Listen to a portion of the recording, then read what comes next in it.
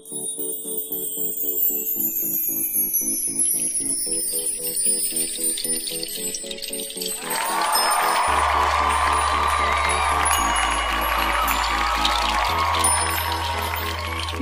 సహాయము చేయవాడను నేనే.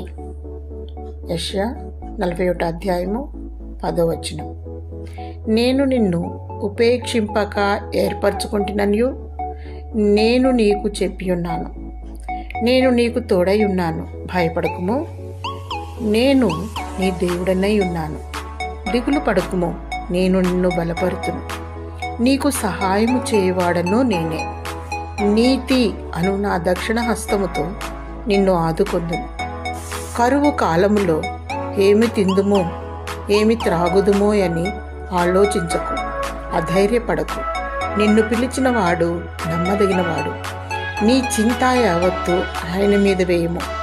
మనుష్యుడు రొట్టె వలననే జీవించడు, కానీ దేవుని నోట నుండి వచ్చి ప్రతి మాట వలన జీవించు. ఆయన నీతిని రాజ్యమును మొదట వెతుకుము, అప్పుడు అవన్నీ నీకు అనుగ్రహింపబడును. జీవాహారము ప్రభువైన యేసుక్రీస్తే. ఆత్మీయమైన ఆహారము కొరకు ఆరాటపడుము. పరలోక రాజ్యము కొరకు ప్రయాస కలిగి ఉండుము. దీన మనస్సుతో దేవుని పాదముల చెంత మొరపెట్టుము.